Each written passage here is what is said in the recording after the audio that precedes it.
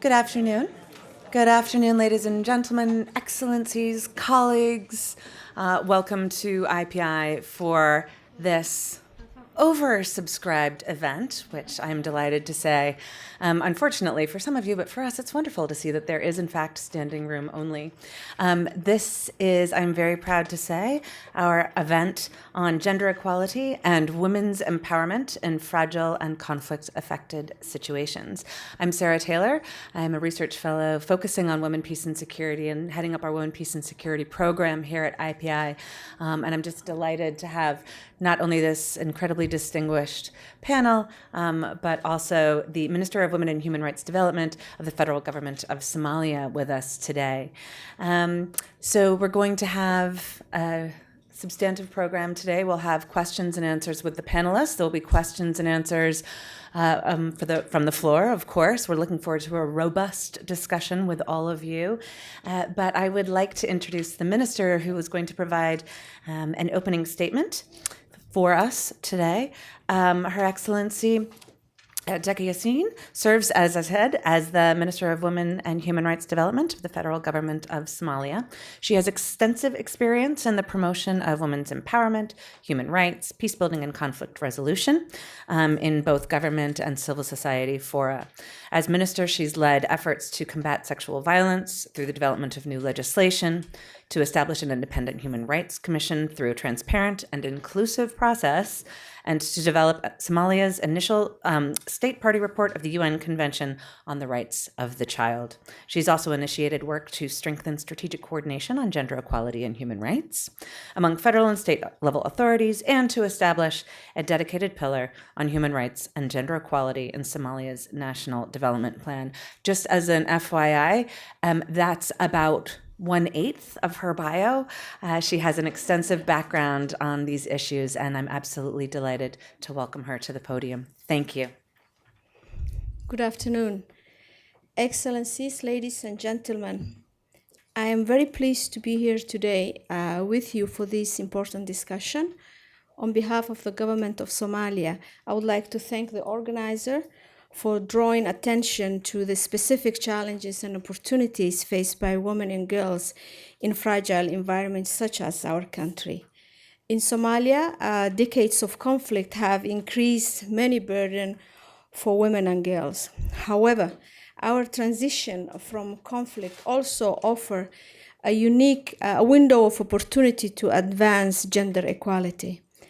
Our current constitutional review, for example, have the potential to significantly increase women's rights today and for generations to come. Empowering women can in turn advance peace and development in Somalia. In our country and beyond, women have played important roles in building peace, using their position within clans, communities, and the home to foster dialogue and reconciliation between conflicting groups. Women's organizations also make key contribution to the delivery of essential services, including healthcare and education. During conflict, women provided the backbone of our economy. These are some of the reasons why my government has prioritized gender equality as a central objective for sustainable peace and development in our current National Development Plan. We have made significant strides in this area in recent years. Our election in 2016, for example, enabled women to take up 24% of seats in both houses of parliament, up from the 14 of the previous election. As deputy chair of the Federal Indirect Electoral Commission, I was able to directly support this achievement, and my ministry is eager to do the same, looking forward in 2020 elections. We also recently established an independent Human Rights Commission, as introduced by the speaker before, through an inclusive process, which led to the nomination of 4 women out of the 9 selected commissioners. This is the first independent commission that gives this outcome. A landmark achievement for Somalia, indeed. In addition, under the leadership of my ministry, the government has developed Somalia's first specific legislation on sexual offenses, which is a key priority under our National Development Plan. My government is eager to solidify and build on this achievement going forward. To do so, effective cooperation with our partners is critical. In this context, I would like to congratulate the OECD for their important new study, which offer highly relevant recommendations on how donors can strengthen their support to gender equality in fragile contexts. Many of the steps of this study outlines could make a real difference in advancing gender equality and women empowerment in Somalia. In particularly, welcome the emphasis on strengthening donor coordination, which is a key for us, around national priorities.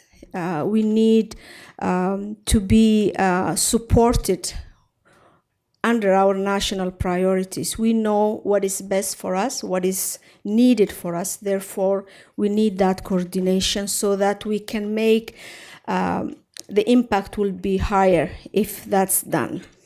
Investing also in government capacity to lead such coordination is important, and understanding the connections between gender equality and wider peace building and state building processes. It's our hope that this discussion will be a step forward, translating this recommendation into action, and to thereby accelerate progress toward gender equality, peace, and development in Somalia and beyond. And I thank you. Thank you very much, Your Excellency. Incredibly important points that have been raised here, not only from your own work at the national level, but also transitioning nicely into the panel discussion today. And I think a burning question for all of us will be to take examples like the report that I believe we'll hear about first, and how to translate these recommendations and these insights and this analysis into concrete results on the ground. This is always the challenge. So thank you very much for framing the conversation for us with your own experience. So to that point, we'll now begin the panel discussion.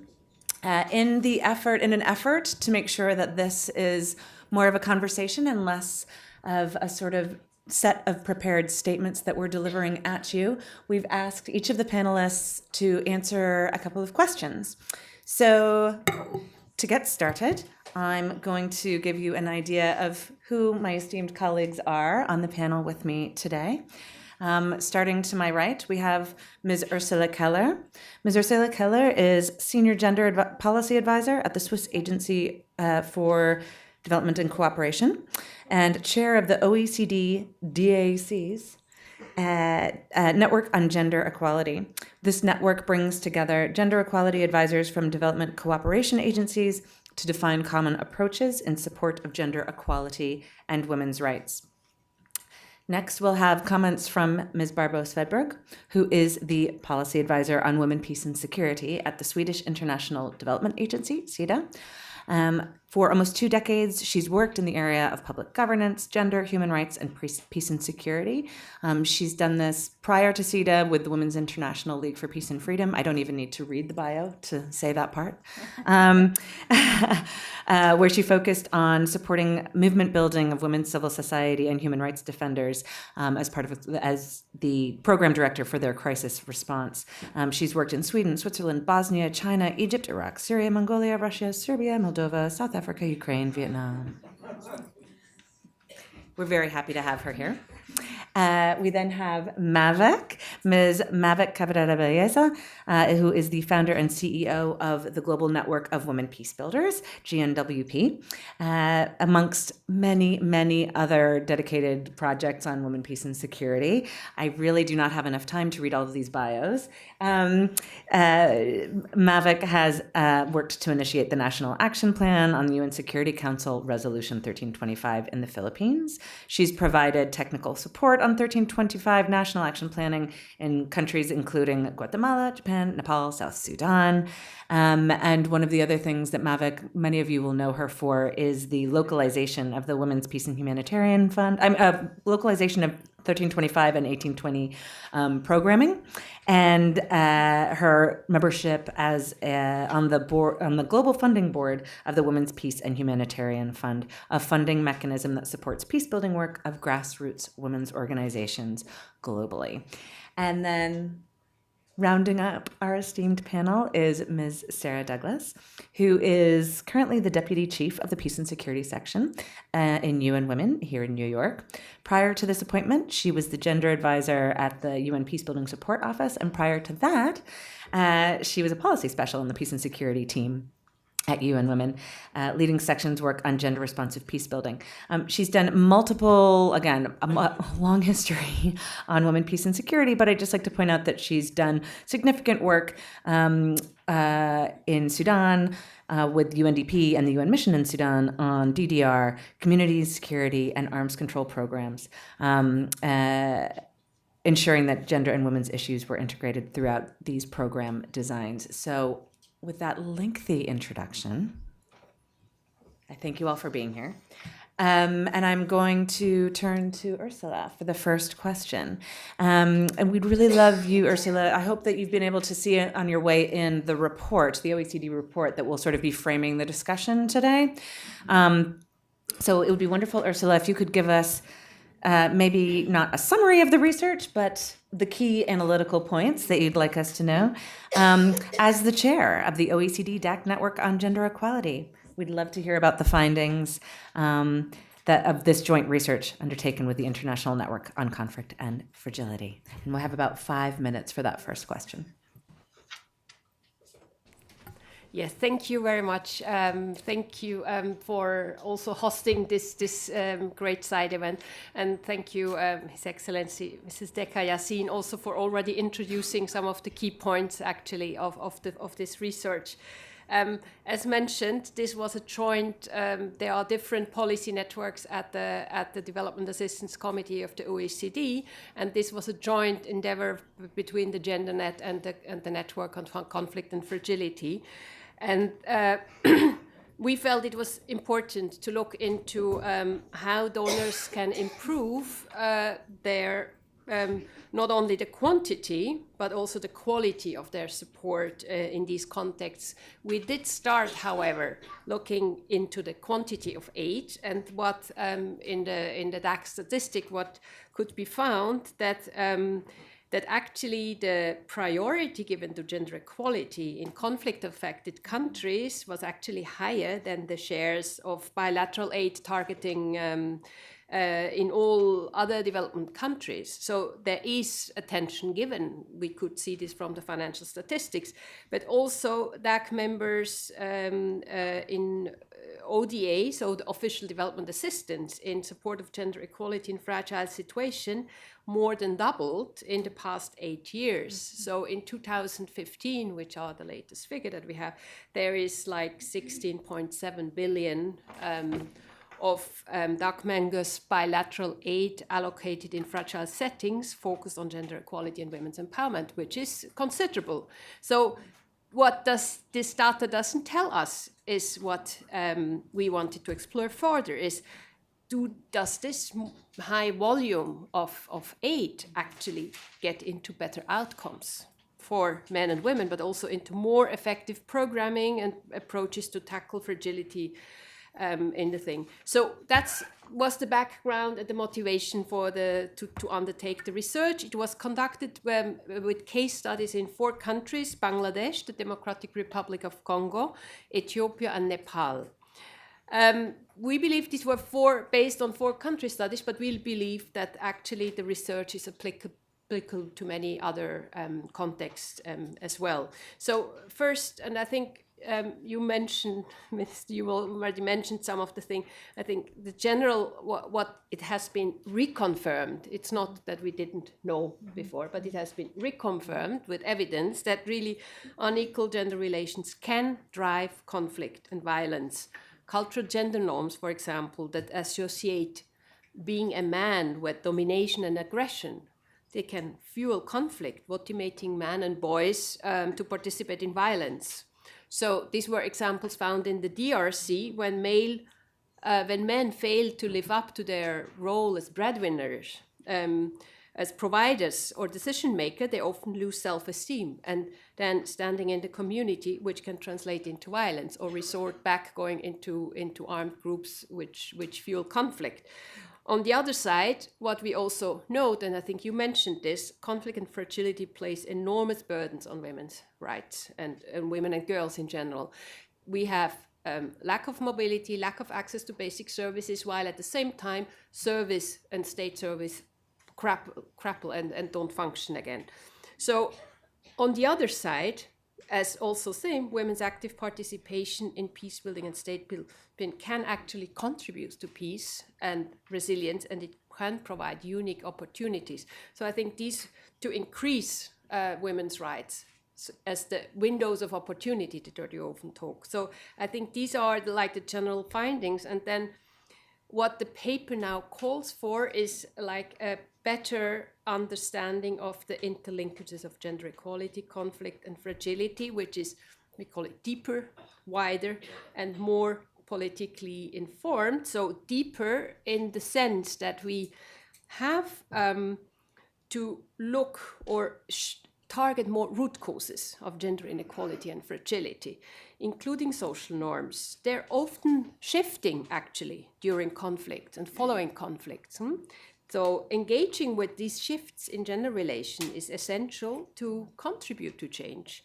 For example, the research showed that conflict situations had led many women to take on new activities, including as breadwinners and peace activists, and that post-conflict work could build on these changes to strengthen gender equality.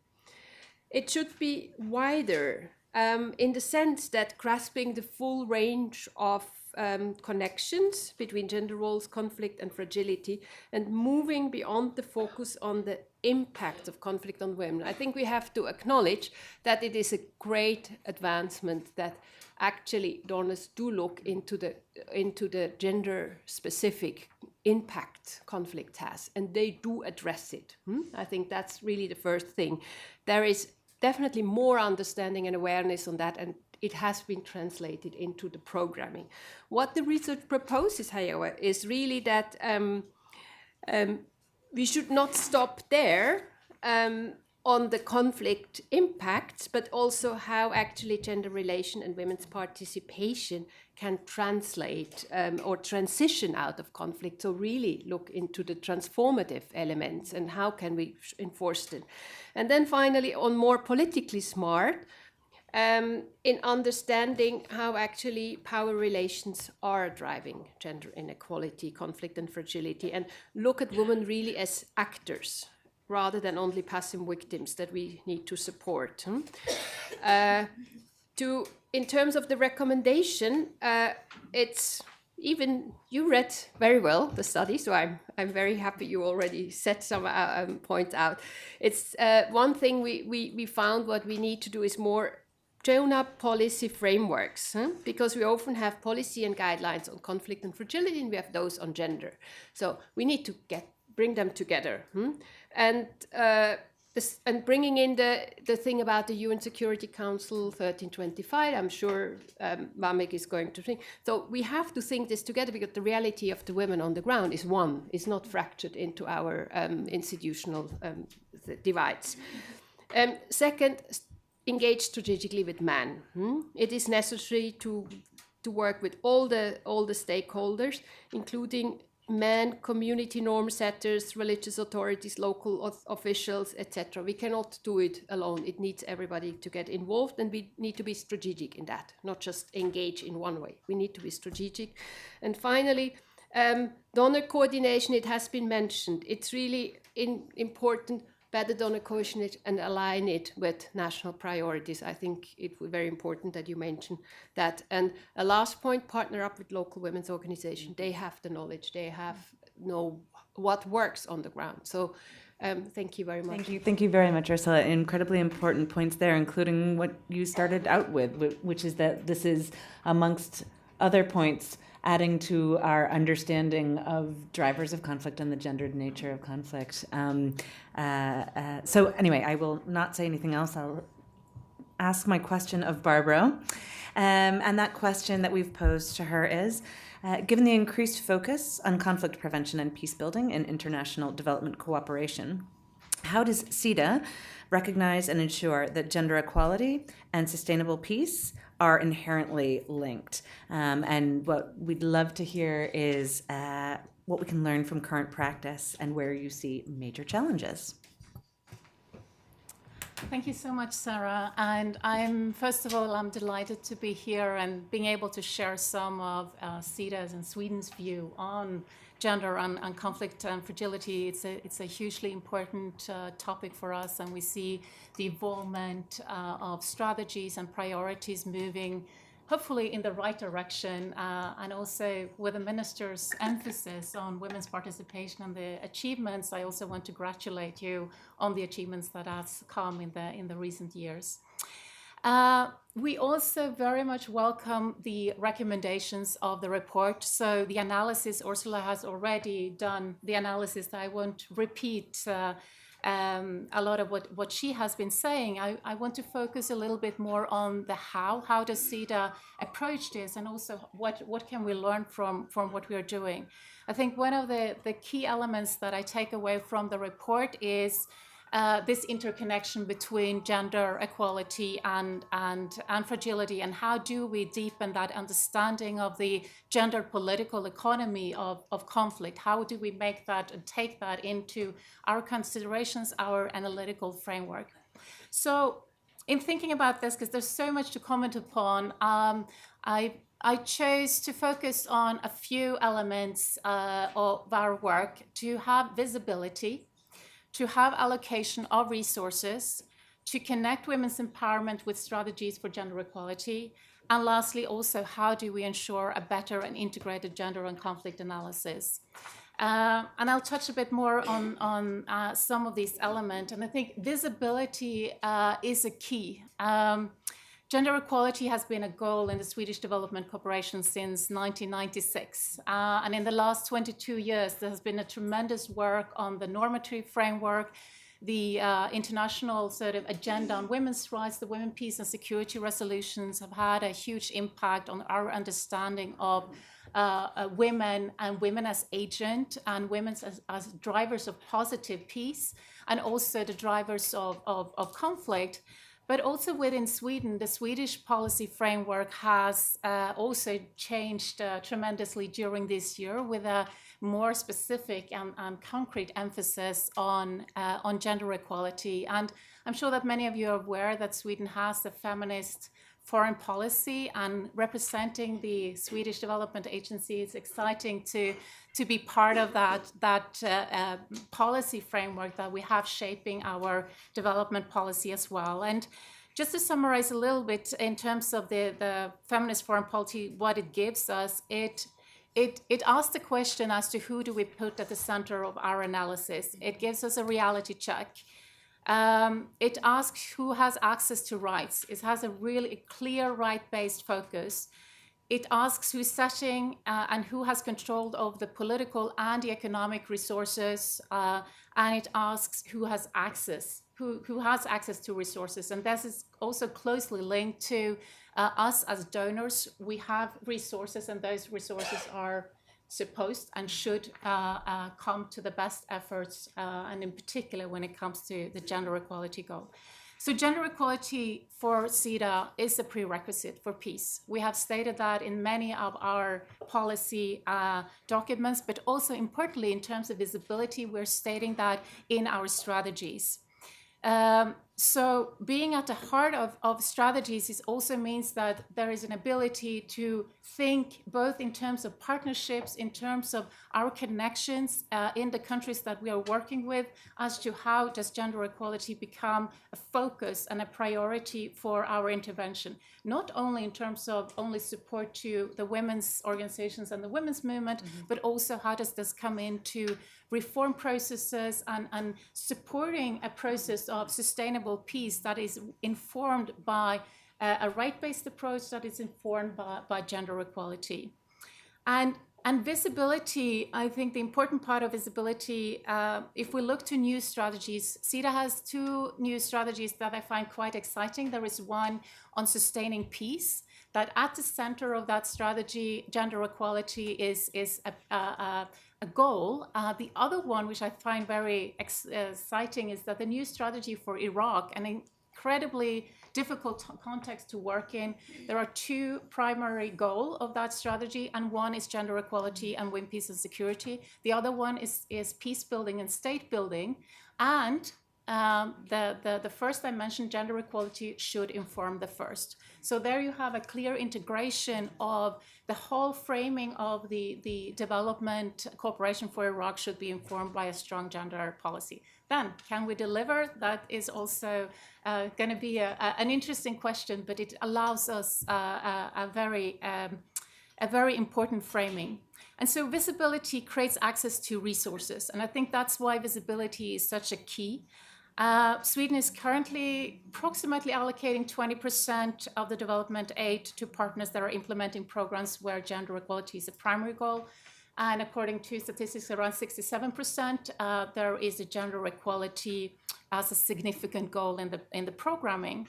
But as you said, Ursula, it's important that these resources actually lead to results. And I want to mention last that one of the key approaches that CEDA has embarked upon and also now is driving is that we provide core support for our organization, so that there is this flexibility, or for many organizations, there is this flexibility to address the shifts and the changes and the possibilities that also arises in conflict and fragile context. And I think that's it's an approach that I think we as donors are privileged to have, but it also opens up for discussions around how do we do it, how do we work with our partners. So I will just end there, and we'll come back to other issues later. Thank you very much.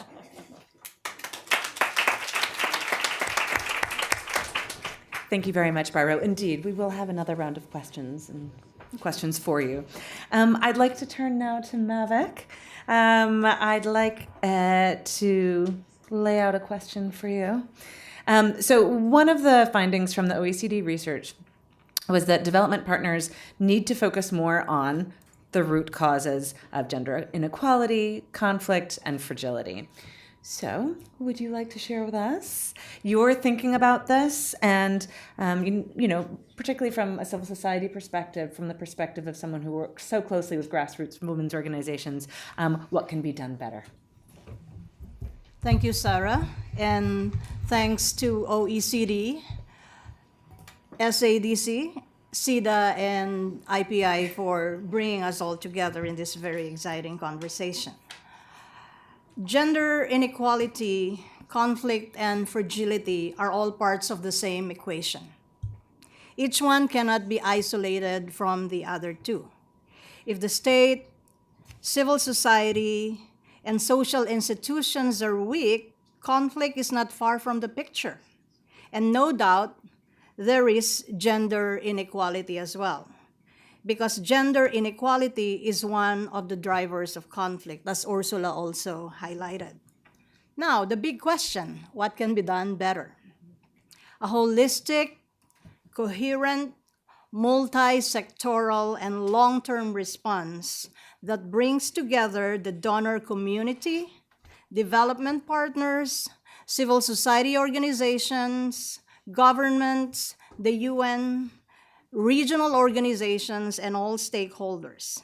And since our focus this afternoon is on development partners need to support civil society as they invest in strengthening states and state institutions. Civil society cannot be left behind. You cannot just solely focus on governments. They need to combine peace and security approaches with inclusive and sustainable development strategies. And central to such strategies are human rights and gender equality. Development partners also need to examine their starting point. Where are they coming from? The starting point should be broader, meaning not only conflict and post-conflict contexts, but also contexts in transition to peace, and contexts where there's no conflict, and contexts where there is a risk of conflict and where there are other forms of security risks. And this requires being proactive instead of just being reactive. Development partners also need to reach out beyond the elite, big civil society organizations. They need to ensure that small, grassroots organizations that are underheard and underrepresented receive institutional support and predictable support. This support should not be project-based, because sustainable peace is not a project. It is a way of life, and it should be part of our global culture. Please, don't think of us as only recipient of project support for 6 months or 1 year. That's not going to create a difference. That's not going to create an impact. Development partners also need to enhance the capacities of grassroots organizations to challenge power relations and break social, cultural, and institutional barriers against their own empowerment. We're building and strengthening social movements. That is what we want, and that is what we need. The elites alone cannot build social movements.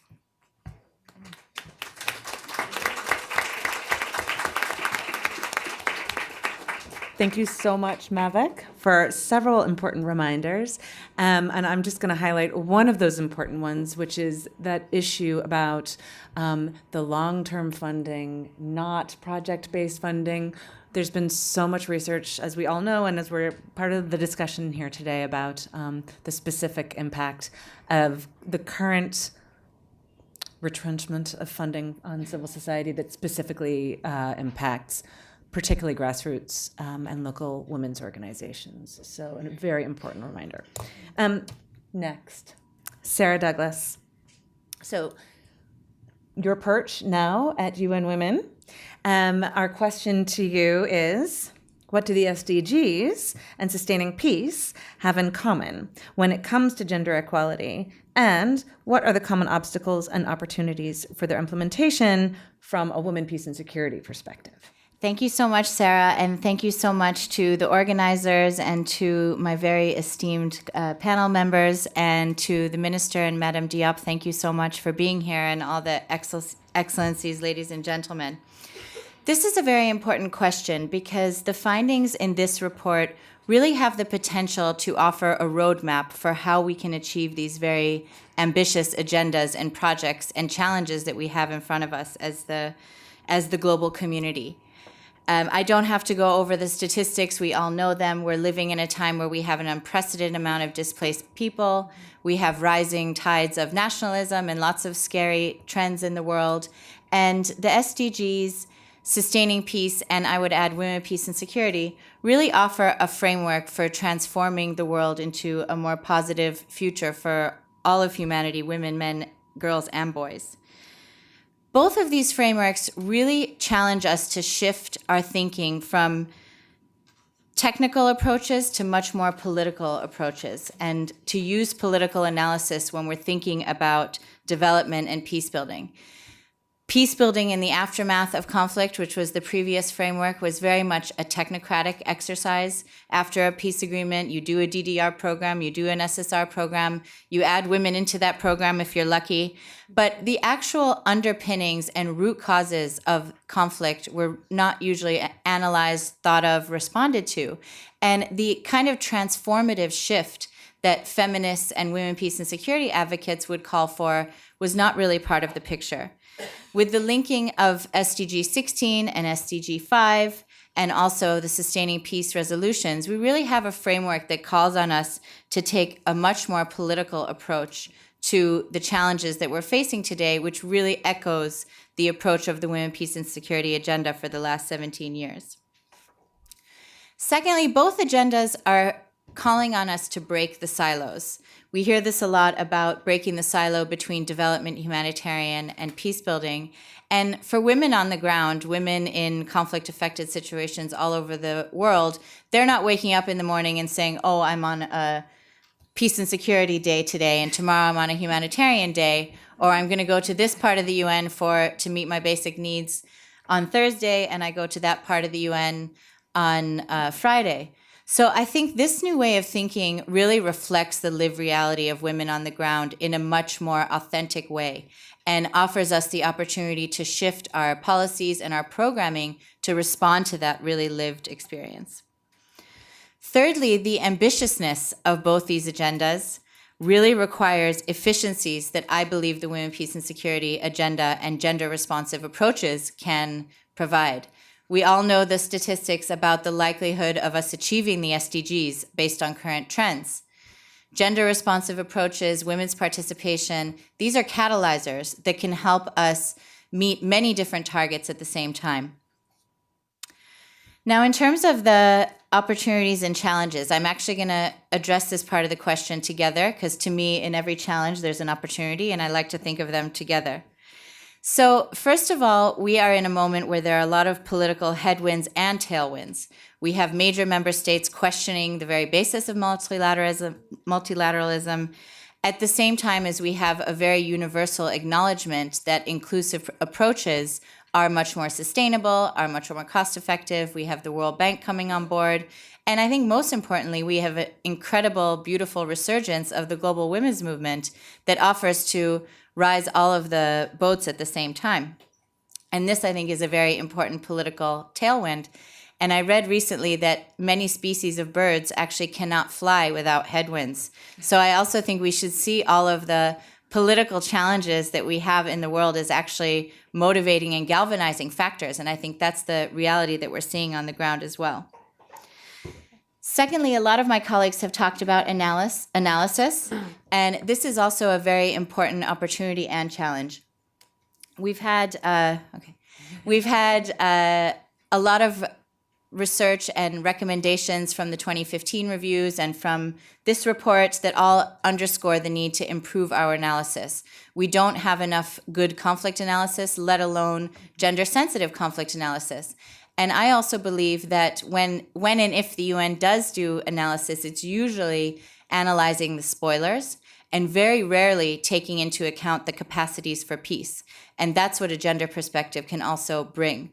Who are the women's organizations at the grassroots level who are actually holding the fabric of society together, and how can they be mobilized, supported, encouraged, have doors open to them to really be able to expand their work and ensure sustainability? And then lastly, of course, financing. We know that there's still a very small percentage of ODA going to women, peace, and security specifically. The UN has been struggling for years to even track the amount of funding that we have against our 15% target, let alone reach that target. At the same time, we have increasing evidence of the effectiveness and also cost effectiveness of women's participation. The recently released UN World Bank study on conflict prevention pathways for peace highlights a case from Liberia where the women's peace huts on the ground have not only shown themselves to be extremely cost effective in terms of preventing violence before it actually occurs through their grassroots mediation efforts, but also extremely resilient in the face of a humanitarian disaster caused by Ebola, in the face of a withdrawal of the UN peacekeeping mission, that it's women's peace activists on the ground who are actually there before, during, and after on the entire continuum, whatever you want to call it, and are there day in, day out responding to the needs of the community. So this is an effectiveness and an efficiency that is very, very clear and beyond reproach at this point. And then also just to highlight one more point, because I know I'm almost at time, that we've tried very hard within the UN system on our own funding targets. We recently had an example of Canada also adopting their own 15% target. So this is something that I think we should also be encouraging and supporting our member states and donor colleagues to continue to advocate for specific dedicated funding to gender equality and women's peace and security in particular. Thank you, Sarah.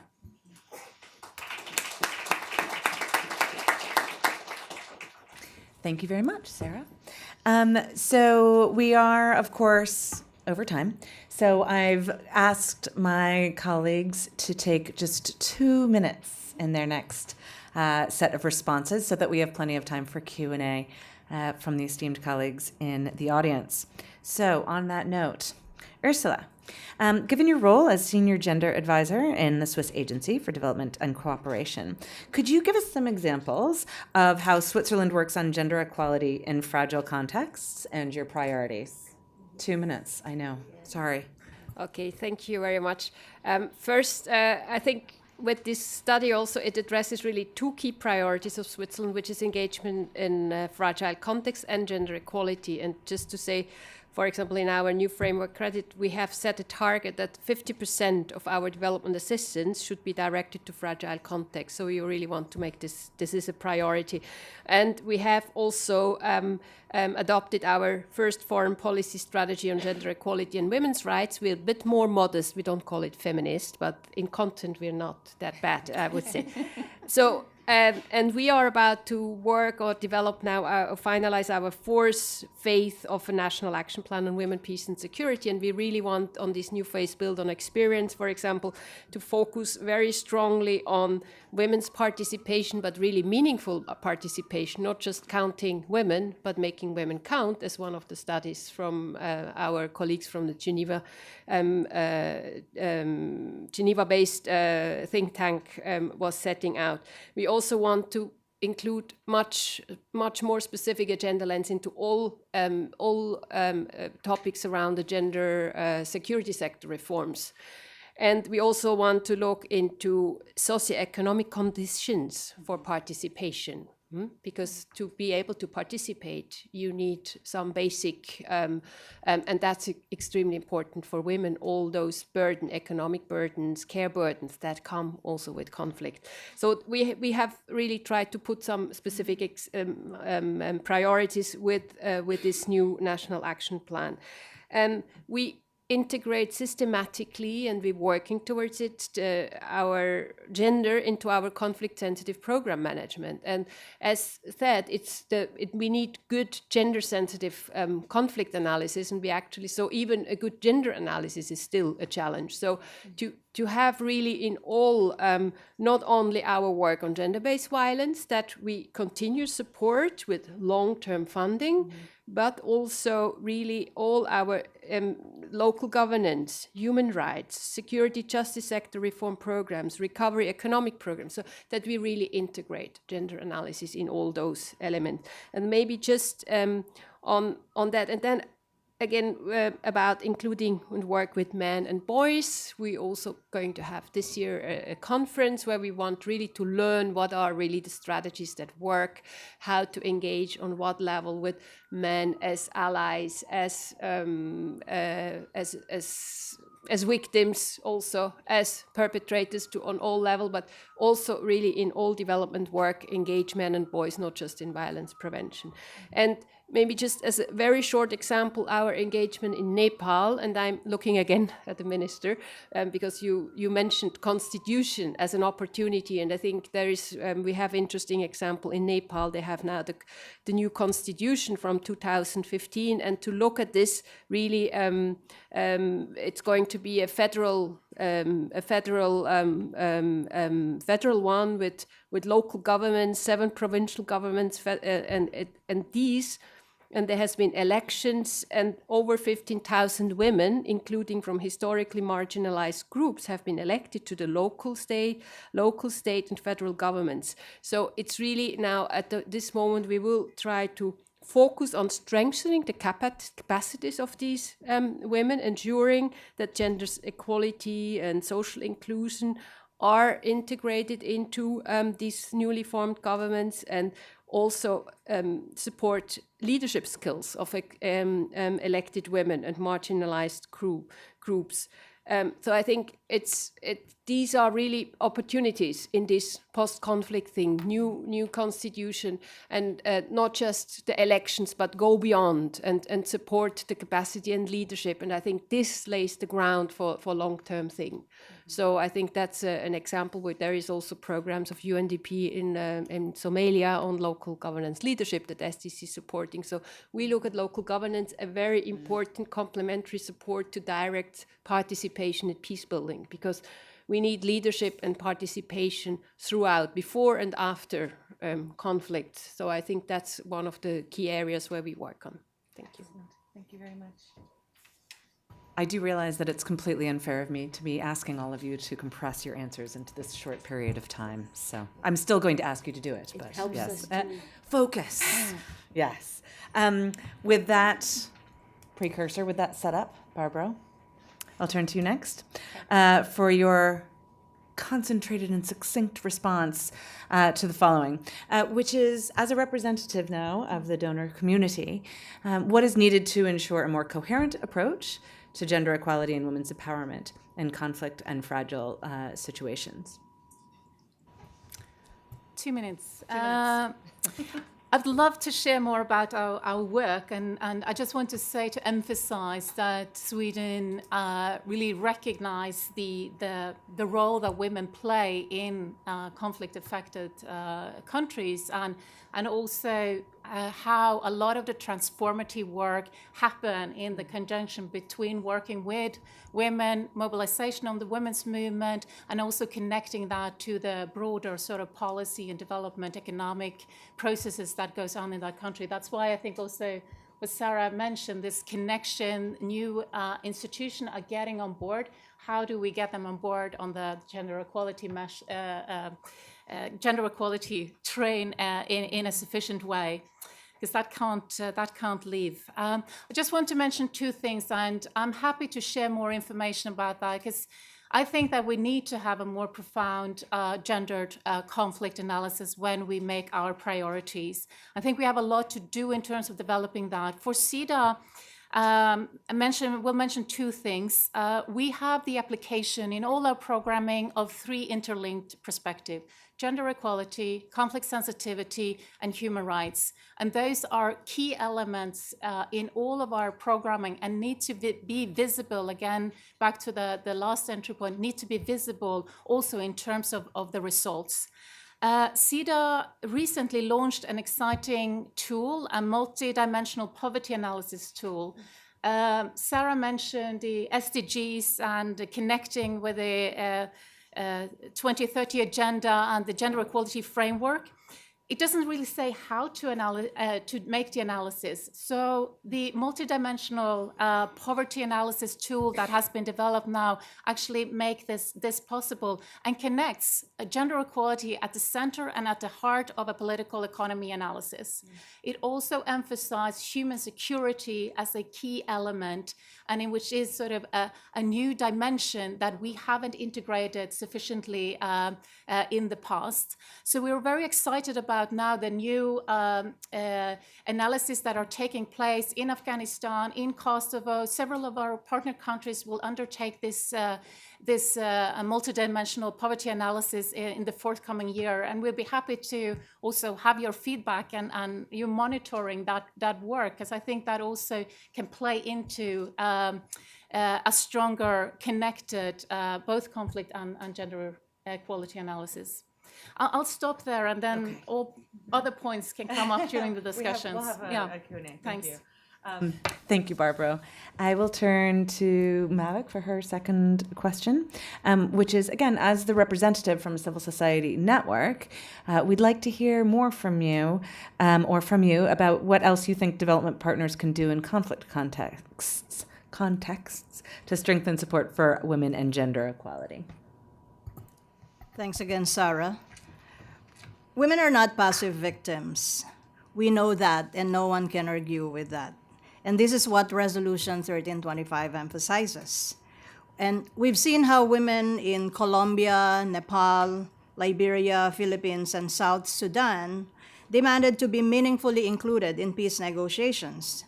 They demanded not only to be at the peace table, but they also reshaped the table. They demanded not only for peace negotiations to start, but for peace negotiations to conclude. We know of several cases when the warring parties abandoned the peace negotiations for a variety of reasons. Women also demand that the issues they care about are centrally reflected in peace agreements, like political participation, land rights, justice for victims of sexual violence. And there have been a few victories for women in such peace processes. Colombia is an outstanding example where the justice and including compensation for victims was guaranteed, and the rights of indigenous women is a key component of the peace agreement with the Revolutionary Armed Forces of Colombia, or the FARC. In the Philippines, where I come from, women's rights to participate in political processes is integral to the peace agreement with the Moro Islamic Liberation Front. However, those victories are fragile, particularly when they are put to test. And the biggest test is the implementation of those peace agreements. So development partners need to provide support throughout the different phases of peace and political processes. During the negotiation, after the negotiation, around the activity to translate the peace agreement into law, and in the implementation of such peace agreements. They should be present in the whole spectrum. Now, in Colombia, the big question is, fine, great, the right to own land, especially by indigenous women and other rural women, is integral to the peace agreement. But will women really be able to own land? And if they do get to own land, they need agricultural support. They need access to credit. They need post-harvest facilities and technology. And they need to be supported in forming cooperatives so they completely become self-reliant. In the Philippines, the peace agreement with the Moro Islamic Liberation Front is still not translated into a law. So locally driven initiatives such as this need to be sustained and given predictable funding as well as technical support. Thank you, Mavik. There's so much more to say about both of those examples. I'm so sorry once again. I'm going to turn now to Sarah for the concluding points on this particular part of the panel. And the question is, what have been key success factors for moving women, peace, and security implementation forward? Okay, thank you, Sarah. Thank you, Sarah. Really quickly, a couple of things that we've found as UN Women and our predecessor entities over the last 17 years. Firstly is the importance of a very strong evidence-based and evidence-based advocacy. Now, I always caveat this because we know we're dealing with political problems, so evidence is certainly not enough. We know that women, for example, have a lot fewer traffic accidents than men, so according to that logic, every single truck driver and Uber driver in the world should be a woman, but because of other things to do with gender and politics, that's not the case.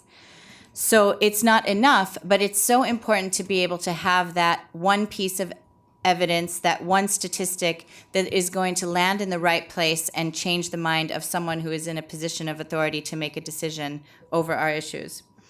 Secondly, the very strong partnership and ownership with what I would call the mainstream actors. This has always been a huge challenge because dragging bureaucracies and dragging institutions along with us hasn't always been easy. But if our agenda is not owned by those who are actually implementing a lot of this stuff on the ground, if we don't have partners across the street in the Secretariat or in capitals who are really willing to take our agenda forward, then there's only so far we can go as a very small community. And then thirdly, I think we've always had the most success when we bridge the gap between civil society and member states. And that's a unique role that UN Women has. But I think to be able to broker access for women advocates on the ground to those corridors where the peace and security decision-making is happening has always been when we've achieved the most results. And then one final thought, it's hard to believe it, but the 20th anniversary of 1325 is right around the corner. And as we move forward towards 2020, it's very important that we really build on these partnerships and coalitions and continue to work with our partners and also those people who are not our partners and convince them as well, so that we can really have a good outcome in 2020 and carry the agenda forward into the next phase. Thank you, Sarah. Yes, indeed. 2020 is right around the corner. I can see who the women, peace, and security people are in the room because their faces are all, yes, it is. So thank you so much to my panelists, the colleagues up on the dais with me.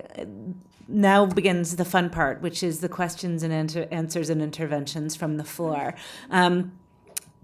We do have about 25 minutes, half an hour. So I know that I'll collect 3 now, and then we'll take some answers from the panelists and do another round. So I believe that I have one from Madame Diop from the floor. I have one here, and then one more from okay, I'm going to take the person, just blonde person. Yes. Okay, so, it's Beth. So I'd like to start with Madame Diop, if you would like to make some comments. Thank you very much. And I was just listening and said that especially my sister from Somalia, and congratulating the Somali. I was there 3 years ago. And I think when I visited Somalia, nobody was going to Somalia. And I was in a tank visiting, but now we are very proud to see that Somali is in the food. And I was with AMISOM women. What I realize is the resilience of Somali women and what we can support in the Somali case. The women in the community watch program, great program to defeat the extremism. What I saw in Somalia is also the leadership of women in the armies. You are putting them there. We need to support that in the reform of the army in Somalia. I have seen women in the justice system, and this is great. I think we need to. It was good for you to put Somalia as a priority for Africa. We have sent our boys and girls when nobody was there. But the Somali people are now really right there to build their peace. They need to be supported. The second aspect I wanted is this study. Great, very good. I'm happy with it because you are looking for the accountability of our partners. Sometimes you need to review yourself on how you are doing business. Where I sit as the AU Special Envoy on Women, Peace and Security, I receive a lot of groups of women who said what Mavik have said. The fatigue of reporting. What about your partnership among you? Peace building is not one activities. Peace building is a long process. You need to come together and make sure that you clean the house. And this is what UN Women is also saying. They are close to the women to say that, what do you need? They came very much every day to say, donor community, the financial part is not coming. So we need to see where are we putting our money. Is it going down to the women? Are we doing what we preach? Or it is just some kind of, So we need to do more. I'm sure that Somali will plead for that again. Country like Sweden and Canada, others are doing better than others, but it will be good that you continue to coordinate the donor community. Women are tired reporting every day on an activity to another activity, not showing the result. It's a long process. Finally, I like the fact that my office is working on a framework for reporting to the Peace and Security Council, because we need to report on 1325 with clear indicators of success in Africa. We have 22 national action plan. I'm sure, Madam, you are going to do a national action plan on 1325, and we will support you as AU and UN Women. But you need to make sure that, through those national action plan, we design the mechanism for funding by the country itself, going through the parliament, making sure that civil society are there. So that's what my office is doing to help countries. Next week, we will have a conference in Addis Ababa to review the implementation on 1325 in 22 countries, because so far we have 22 countries that have NAP, but the implementation is still the gap. So I just wanted to say thank you for showing Somalia, but we will do more. And lastly, what you talk about leadership is important throughout, in the prevention and during, after, in the longer term. So that's why AU and UN, we put together in UN Women, the African Women Leaders Network. And we start going into the field on Solidarity Mission. We visited Nigeria, Amina Mohammed, myself, and Pumzile and Pramila, 4 of us and the women leaders. We went to the field to see how the Chibok girls are doing. We went to East Congo. And this is to assess the situation, listen to the women, and encourage the Security Council, but also the AU Peace and Security Council to respond to the need of those women that are quick impact project. It's a cross-border project. Those are things that we see that are needed in the prevention. So let me just stop there. We have a lot to, but congratulations for this panel and the voice of the civil society. Thank you. Thank you so much. And I realize that I realize that because I just expect that everybody knows who Madame Diop is, I neglected to introduce her. Madame Diop is, of course, this African Union Special Envoy on Women, Peace and Security. So absolutely delighted that you were able to join us today and to make the intervention. Thank you. Next, please. Thanks. Hi, I'm Dr. Danieli of the International Society. The International Organization for Victim Assistance, with all the respect to the focus on resilience, which is to be celebrated and absolutely important. I think we ought not to forget that victims, women victims, particularly in conflict time, have to be helped. I was impressed by the fact that 2 major initiatives were not mentioned across the board: health and education. You cannot not speak of healing as part of the long-term process, and certainly you cannot envision the future without education. Perhaps some of you were implying training in your comments related to economics, etc. But I really think this should be out there, front. Without it, we have little hope to succeed in any of these initiatives. And another challenge I want to point out, somehow missing, is corruption. I would really like you to address that. And having been on both sides, both on the ground as an NGO and on the top, NGOs must be helped on the ground. They are very often the ones who provide the direct services to women on the ground, not the government. And the government might itself have had serious problems with stereotyping women in terrible ways, as you don't need to hear more. Thank you. Thank you very much. And then an additional comment from Beth. Oh, please do, yes. I'm terrible at this job. Please do introduce yourself and where Thanks, you're from. thanks so much, Sarah. I'm Beth Warniak with the Match International Women's Fund in Canada. So thank you very much to our panel and to IPI for convening this important conversation. I'd be really interested in the panelists unpacking a little bit more, following up on the last point from the previous person, supporting grassroots and other women's organizations.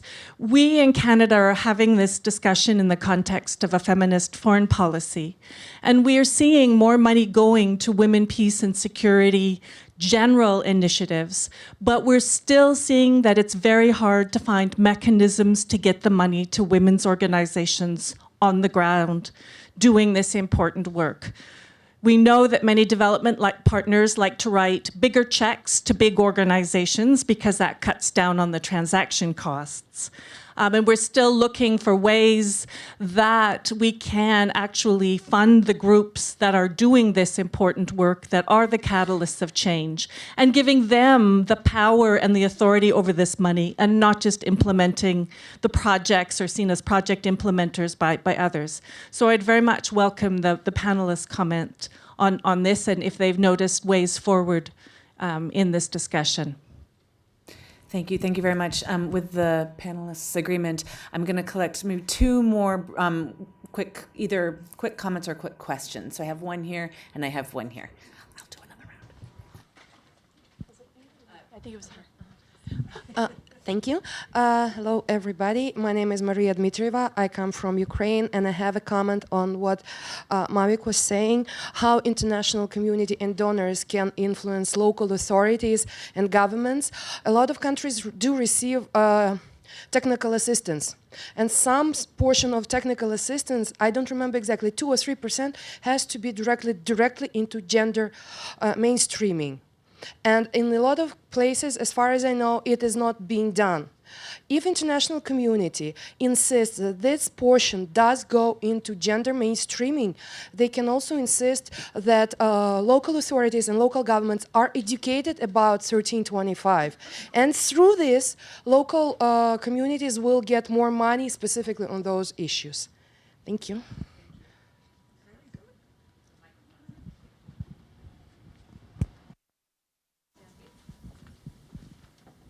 Thank you. I'm Valentina Bodrug-Mlungu. I represent Gender Center for Moldova. Thank you for all points. It's very interesting, our discussions. Only I would like to mention 2 points. First of all, I would like to mention the lack of real data and statistical data about the situation of women, especially in rural area and conflict areas. And in this case, especially, I would like to mention that many times we discuss about statistical data, but only quantitative data. But it's most important to explore the qualitative data, because its real situation will be clear picture based on only quantitative data. Secondly, we can discuss a lot about involvement of women in peace and security issues, but our women need more program on capacity building. They need to explore what is the issues relating to security and concrete women human rights. It's one of the big challenges for us. Thank you. Thank you very much. So I'll do just a quick set of responses from colleagues on the panel. If I may, I'll again start with Ursula, as you wish. Yes, I try to give feedbacks. I'm not sure if I can really answer. I can maybe echo. Obviously, health and education are critical. We could discuss why we didn't mention it, and maybe it's reflecting our divide again. With if we are on the peace building lens, we have certain work and the reality is one, because it starts with health and education, and that incorporates the whole rights framework, and it goes into governance. How education is money spent on education after peace building? Is money spent on education and health? So it has to do a lot with governance, actually, of managing resources and how they are distributed. So I just would like to support you in that. It's critical as a basic thing for reconstruction and for as a basic right. On the you mentioned also on corruption. Exactly. So I think on the corruption, I don't think we are very far in thinking on that, but at the end of the day, it's about where is the money going and where is it getting lost and why we have all those money.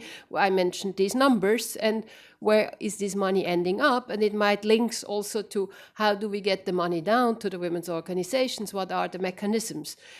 So as said, I don't have really the answers, but I take this on, and I absolutely agree with you regarding the points about supporting grassroots organizations. We actually had a work stream, or we had worked in the Dark Gender Net on this topic, and we just agreed, and I heard you, that we should take up this to really look into. I mean, I think donors, we are aware of this challenge, and I just say, as a representative of a donor organization, I just see it is it's not just for us and I support, and then we really need mechanisms. As a donor, we are blocked with there are a lot of issues with this accountability and these requirements. So it is about finding good mechanisms, about funds, pooling funds, donors in donor coordination, pooling funds, and about those mechanisms. So I don't really have the answer, but I just want to validate basically your thing.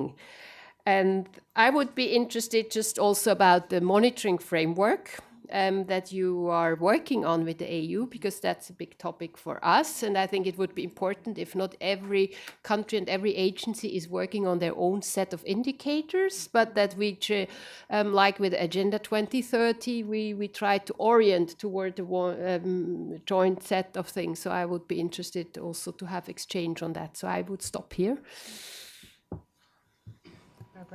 Okay, so I'll pick up where you left. I think it's very interesting in terms of how do we collectively analyze the implementation of the Women, Peace and Security Agenda. So that's not a single exercise. Is it not hearing? Are you hearing me now? Okay, so it's not a single exercise, but that it's done in terms of addressing these critical issues around funding, around implementation, around indicators, and really sort of welcome also that analysis, because I think it will be important for our strategic work in dialogue with governments when we are setting up our programs. From the side of CEDA, we see the Women, Peace and Security Agenda and connection language around the National Action Plan and the need to support implementation of the Women, Peace and Security Agenda at the national level as a key entry point or as a key goal, even in strategies that are a bit older. When we look at the results analysis, this has come up basically in every conflict country that we are working on. So the analysis is very much welcome so that we find the right entry points, because I agree with Ursula in terms of the mechanisms that we need in order to be able to channel funding, whether that's for local civil society groups, whether it is for gender equality initiatives. There is a lot of discussions that need to be done. Coming recently from the civil society, we put forward towards donor the same recommendation again and again, that there needs to be more funding available.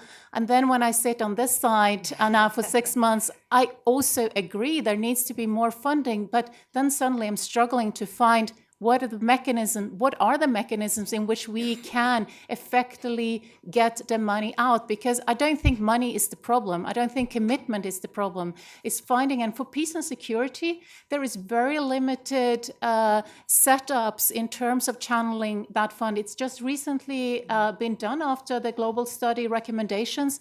But when it comes to the Women's Fund and when it comes to other mechanisms, it's still underdeveloped. So I think a challenge that I think we all should take upon ourselves, donors and the civil society community, to come up with strategies. How can we make this possible? Because I think the will and the political will is there, and we have to create something that can work. Because again, local women's groups, the mobilization of the women's movement is going to be critical.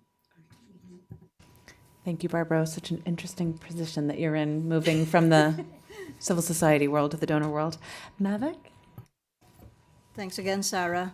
Our time on the panel is limited. That's why we were not able to address other aspects of work, including health, education, and anti-corruption strategies. But I just wanted to mention that our organization, the Global Network of Women Peace Builders, is working with young women in conflict-affected situations and situations where they are at risk of violent extremism. And this work is under the Girl Ambassadors Program, where one of the pillars is literacy and further education. And health as well, because as we've seen in South Sudan and DRC, these young women are not totally in control of their bodies. And at a very young age, 16, 17, they have multiple children already. So we cannot talk about leadership and empowerment if they don't have control of their own bodies. And corruption, we are actually discussing with our partners from the Federal Department of Foreign Affairs of Switzerland about a research on how corruption is impinging on our peace-building efforts, and including, of course, how it impacts on women's rights and human rights generally. On Beth's question on mechanism, there's a very relatively new fund, Women, Peace and Humanitarian Fund, where the Global Network of Women Peace Builders sits on the board. We, GNWP and Cordate, actually initiated it, and we were supported by UN Women and various member states, including Canada and Australia. And we were able to officially launch it in February 2016. And with only a little over 2 years, there are now evidence on how it's creating impact. For example, in Burundi, one of the priority countries, several thousands of community-based mediation efforts became successful because of the support of the WPHF. And there are two important points about WPHF, Women, Peace and Humanitarian Fund, or actually three. It's a nexus between women, peace and security and humanitarian action. It's direct access to grassroots organizations.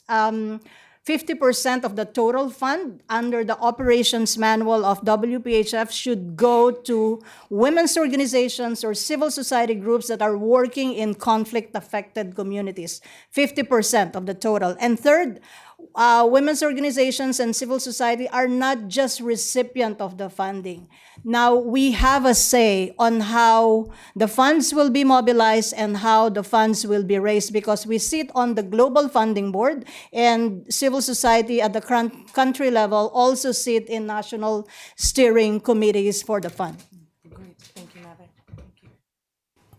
Okay, thank you. I'll just pick up on 2 points. One is the vehicle, because I think in addition to the Women's Peace and Humanitarian Fund, the Secretary General is now calling for what he's termed a quantum leap of the UN Peacebuilding Fund, which is the only UN trust fund to be able to exceed the 15% target for allocations to gender equality. And they've now raised the target to 30%. And the SG wants the fund up to $500 million a year. So I don't do the math well on the spot, but whatever 30% of 500 million is, it's a lot. And it's actually, it would be a very big increase to support our work all over the world where the Peacebuilding Fund is active. When I was at PBSO, we also had a special initiative for gender and youth projects. And in that initiative, we required that 40% of all of the budget go to grassroots and national organizations. We had to be a little bit flexible about what that actually meant because of the specificities of each of the countries, but that was a principle that we wanted to see, that allocations that we were making to international NGOs as well as to UN Women or UNDP all adhere to that same principle, that a critical mass of the funding would filter down to the women's movement in that country, be it at the national or local level. Then I just also wanted to touch on the point about capacity building, because I think this is a really important topic that gets bounced a lot. And we're always talking about training. Is it good? Is it bad? Why do we make women train when we don't make men train, and et cetera? But I think it's really important that we focus on the needs and the demands of our various constituencies, because I've seen a lot in the past that we offer women on the ground training in women, peace, and security, but they don't need training in women, peace, and security. They're living that every day in their daily lives. They may need training on budgeting. They may need training on Excel, on using different softwares to manage financial transactions. And I think there's some good examples from CETA as well as from GNWP and Kavina till Kavina of really being able to focus on what are the needs of our different constituencies. And then getting back to the point I was trying to make earlier about the evidence, how can we support women's organizations on the ground to know how to make their advocacy land in the right place? Because I've seen that a lot with the very confusing architecture in the UN system and the way things are so siloed, that for women on the ground, there is no distinction between justice and security, for example. But when women are meeting colleagues from a department that I won't name any names, who are working on justice, and they start talking about security or vice versa, I've seen the colleagues time and again, they switch off because they say, oh, I'm working on justice. The people working on security are down the hall. And I think helping our colleagues on the ground who are doing this work at the grassroots level know how to package the messages and make sure that they land in the right place, rather than thinking that they need to be taught about women, peace, and security, because they're living it every day. Thank you. So we have about 5 minutes left, which means I was hoping we were going to have another round of questions. I'm going to take 2 questions. They're going to be so brief, and then we're going to do 30 seconds, and then we're done. So I'm going to say Carol and Kate. Thank you. I'm Carol Cohn from the Consortium on Gender Security and Human Rights. I think this is a great report. It's been really interesting to hear the range of responses, because the report covers so much.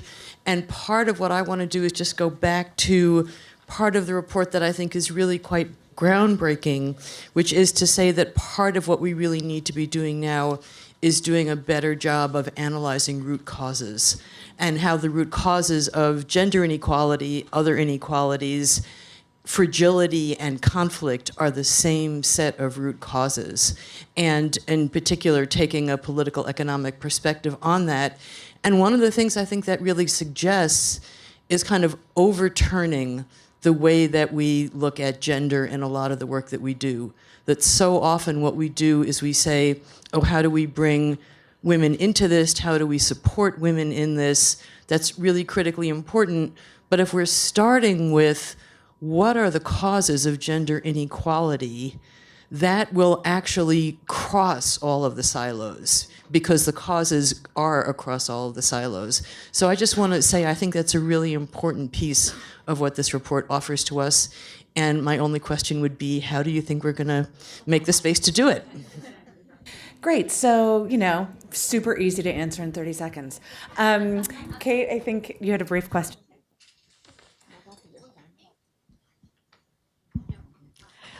Thanks. I'm from CARE International and have been working on peace and security as well as humanitarian development issues for about 17 years here. And I just wanted to ask very briefly, continue the conversation about the linkages with existing funds to localize funding.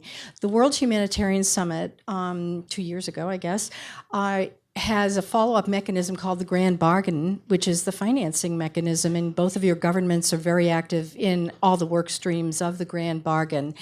And localization has really taken hold, even to the point of proposals that 25% of institutional funding now for humanitarian emergencies go to local women's organizations for all the reasons we know, and the data is now there to support it. Mechanisms are difficult, but it is another enormous block of funding and whole other realm in which the connections could be made. So I'm wondering if your two governments have actually made that connection yet vis-a-vis the OECD report and your thinking about women, peace, and security. Thanks. Thank you. I'm going to give you 30 seconds for any additional point, 30 seconds each, not 30 seconds total, for any additional point that you'd like to make, and then unfortunately we have to wind up. Yeah, for me, maybe at first, very quickly, our government doesn't have made the thing, because it would have been me to make this thinking, and we haven't done. That's why I say I think it's a topic, and I actually suggest that we take it up in the DAC Gender Net, where many donors are, that we can coordinate, and not every donor struggles by itself. Because we are, as gender people, we are very few. We are not even units often, and that's where is also the lack of resources. But I think it's a very important point regarding the just one thing about analyzing the root causes of gender inequality. I think we did a training on gender and conflict-sensitive program management, and what was very clear is to see gender inequality as a driver, as also the report says it. That was easy for also with participants to discuss, but well, I mean, what you're pointing at, to look at gender inequality as a root cause of conflict. And then for all those really into peace building, because there is a divide between peace builders and feminists, is because we talk then about different forms of peace. So I think that's something which is still not very clear. As driver, I think that we have a common understanding. Do we look at gender inequalities as a root cause of conflict and how to frame it in the overall peace and conflict transformation? I think that's still, we're not there yet. This understanding is not a common understanding. That's just my observation on that.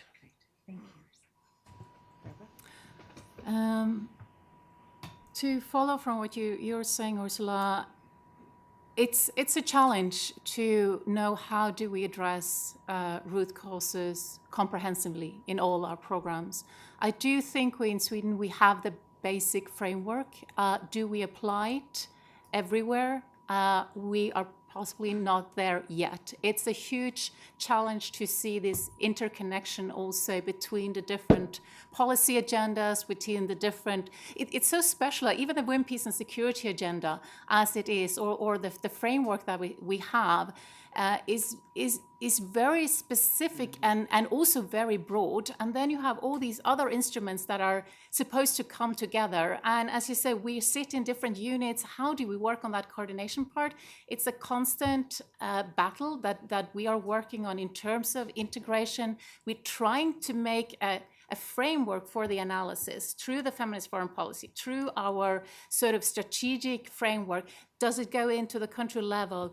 Through the reporting, through this process, it is becoming better, and we see evidence, we see results. But I also think that we have to have closer partnerships with our partners around this root cause analysis. And a lot of our partners, and I'm sure with the Swiss partners as well, are doing groundbreaking work in terms of addressing root causes. How do we bring in this analysis? I come from wealth in the past. How do we bring in analysis of our partners into our work? I think it's an opportunity. So I would like to take that opportunity and bring it further. So thank you. And just around the grand bargain, thanks for raising that, and make sure that we take that back with us. Thanks. It's not a direct answer to the last couple of questions, but I just would like to say that I'm very, very happy to hear about the news from Madame Diop and her office about this reporting framework in the African continent, specifically focused on national action plans. And the Global Network of Women Peace Builders has championed the development and monitoring of national action plans from a civil society perspective. But we believe it is equally important for member states to do their own evaluation and reporting, because it's such a reflective process that will help them analyze where they are at the moment and what are their gaps, and how those gaps could be addressed. So, Madam Diop, we look forward to hearing the reports or reading the reports from your meeting in the African Union. Sure, thank you. And I'll just hot pursuit on Carol, because I think there's two things that struck me when you were speaking. The other piece of research that was done for the World Bank UN prevention study was a very complicated World Bank style analysis of rates of interpersonal violence and rates of intercommunal violence in 4 different countries in 2 continents. And it found a strong correlation between rates of interpersonal violence and rates of intercommunal violence within the same countries across the 4 countries. So this is a piece of evidence that we've actually been missing, that shows without a shadow of a doubt from a World Bank statistical perspective that violence against women and girls is actually peace and security, and the two are inextricably linked. We know this, we talk about it, we talk about a continuum of violence, but this was a kind of analysis that we didn't fully have, and I think it's because of it didn't talk about causation, but we know what it is. It's a culture of violence, it's a breakdown of rule of law.